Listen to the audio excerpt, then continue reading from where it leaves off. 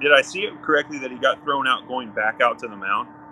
Yes, he was coming out of the dugout. So, in my opinion, like if you get thrown out going back out to the mound, like that's just stupidity. I don't know what he's got going on or anything like that. He says that he's not doing anything wrong, so I don't know him personally.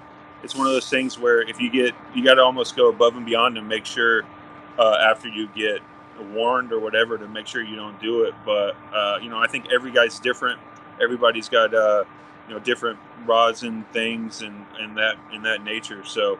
But when you get told to do something coming off and then it seems like nothing changed coming back out, you're going to get in trouble. There's no other way to say it, and that's pretty much what it looked like. Like I said, I've not seen the thing all the way through. I just know that when you get popped coming out of the dugout, going back out, that's you can't really say that you have rosin on your hands because unless you're sitting there putting rosin on in the dugout, which I've never seen before, so I don't know. It was the same umpires. Let's not forget that last time he got checked and they told him to go wash, the game Rocco Baldelli got kicked out of. It was the same umpiring crew. So they were already on high alert. They say, right. He said last time they checked him that is what he does. He puts the rosin on his hands before he comes out there, which I'm like, why? Well, I think if you end that practice, I think that then you can have more of a, hey, everyone sees me put the rosin on me on the mound and how I go about it, and that's what I do. So like I said, I don't know him.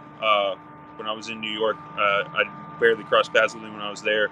Don't know anything that he used then or anything now, but if you're putting stuff on in the dugout before, that's kind of what they want you to get away from anyways. It's, hey, here's what's behind the mound. This is what everybody gets to use, and let's go compete against each other on a fair basis. What do you use? Spider tack?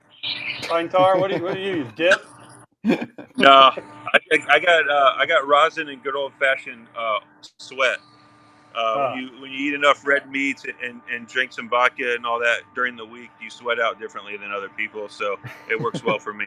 Ranch dressing, maybe? I don't know. Thousand Island? What are we using here? No, I'm a vinaigrette person on my salads. That's the best way to go about it.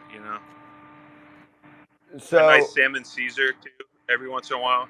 There you go. There you go. I like that. So my question on this is, afterward, they talk to James Hoy, the umpire, the crew chief gets to address like one pool reporter.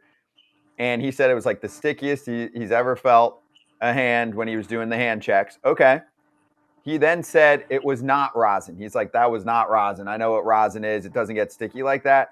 That's the only part where I think now MLB is just letting it linger. Because Scherzer, who said, I swear on my kids' lives, I was only using sweat and rosin. But you actually, according to the rules, can use too much sweat and rosin. That's what got him in trouble. So I don't want to lump those two together. I think they're separate cases. I also think an umpire saying sweat and rosin can't get sticky has not seen multiple demonstrations done. But if you use enough of that shit and get it real sticky and get the sweat on there, like we've seen the demos, you can actually get it really sticky. So don't you think we're kind of all over the place right now?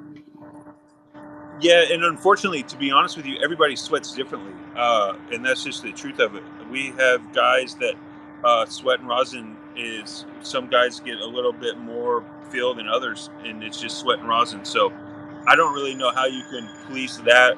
You're pretty much saying, hey, you can use your sweat because it's not as sticky as that guy's sweat. So I think that there's going to be a fine line there. But like I said, if you're doing everything on the mound and they see it, like that's where I think that's the main thing that we're trying to get is, hey, here's what's behind the mound, here's what everybody's using, and it's kind of one of those things. Whatever you're able to get out of it, then that's the way it's going to go. And I think that's the number one thing. It's like for me, I use the rosin that's behind the mound, and that's it. Here we go, and I just get after it. And I think that's going to be the number one thing to save anybody. Is like, hey, you're literally looking at everything that I'm doing. I'm not doing anything in the dugout or nothing. This is what I'm doing. I'm using the rosin that you put out there before the game, and that's it. I'm sure you guys saw the whole Aaron Judge thing where he's looking side-eyeing the crap out of the first base coach, or allegedly whatever he was doing. I know you. And we asked Corbin Burns this yesterday. If you catch a guy doing that, he's catching one in the ribs, right? That's the only way to stop it, I think, right?